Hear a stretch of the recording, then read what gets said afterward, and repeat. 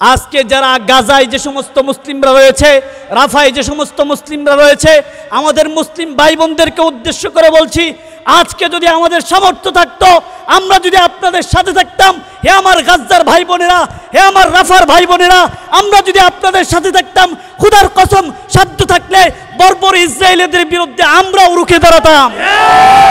আমাদের আজকের প্রতিবাদ আগামী দিনের প্রতিরোধের ভূমিকা রাখবে, ঠিক কিনা?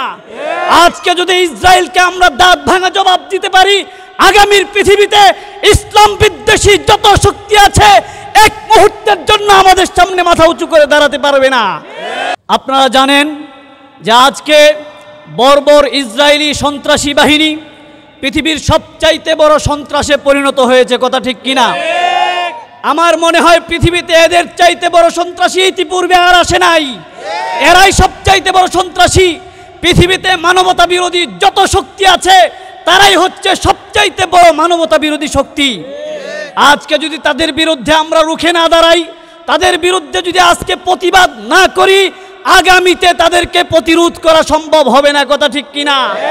আমাদের আজকের প্রতিবাদ আগামী দিনের প্রতিরোধের ভূমিকা রাখবে, ঠিক কিনা? আজকে যদি ইসরায়েলকে আমরা দাঁত ভাঙা জবাব দিতে পারি, আগামীর পৃথিবীতে ইসলাম বিদ্বেষী যত শক্তি আছে এক মুহূর্তের জন্য আমাদের সামনে মাথা উঁচু করে দাঁড়াতে পারবে না।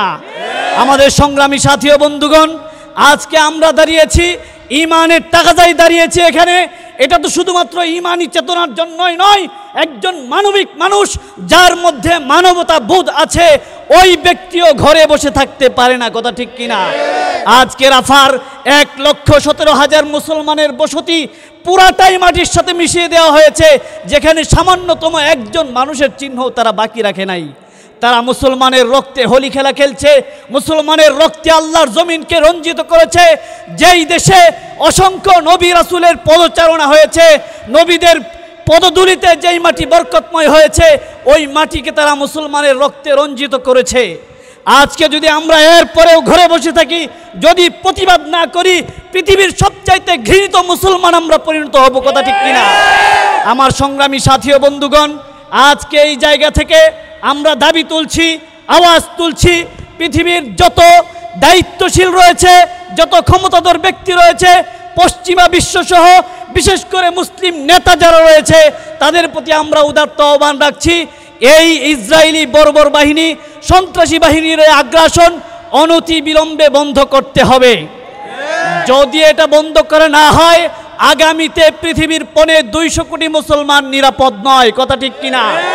আমরা আমাদের দেশের মাননীয় প্রধান উপদেষ্টাকে এই কথা বলতে চাই, ডক্টর মোহাম্মদ ইউনূস সাহেব, তিনি সারা পৃথিবীতে একজন পাওয়ারফুল ব্যক্তিত্ব, তার গ্রহণযোগ্যতা ব্যাপক। সারা পৃথিবী, আমাদের দেশের মানুষ ওনাকে যতটা মূল্যায়ন করে, বাহিরের দেশের মানুষ তার চাইতে বেশি মূল্যায়ন করে। ইতিপূর্বে আমরা দেখেছি জাতিসংঘে দাঁড়িয়ে তিনি যেই সাহসিকতার সাথে ফিলিস্তিনি মুসলিমদের পক্ষে কথা বলেছেন, এর পূর্বে কোনো নেতা এত বলিষ্ঠ কণ্ঠে বক্তব্য দেয় নাই। সুতরাং আমরা বলতে চাই, আমাদের মাননীয় প্রধান উপদেষ্টা, আপনি যদি এই ফিলিস্তিনি মুসলিমদের পক্ষে আবারও আওয়াজ তুলেন, বিশ্ব নেতাদের দৃষ্টি আকর্ষণ করেন এবং একটা ভূমিকা রাখতে পারেন, আজকে তো আপনি বাংলাদেশের প্রধান উপদেষ্টা, আগামীতে বিশ্ব নেতায় পরিণত হবেন, কথা ঠিক কিনা? এজন্য আমরা আমাদের মাননীয় প্রধান উপদেষ্টার কাছে আহ্বান রাখবো, আপনি অনতিবিলম্বে পদক্ষেপ গ্রহণ করুন, সারা বিশ্বের নেতাদের কাছে আপনি এই ব্যাপারে বার্তা পৌঁছান, যেন অনতিবিলম্বে এই বর্বর ইসরায়েলিদের হামলা থেকে ফিলিস্তিনিদেরকে রক্ষা করা হয়।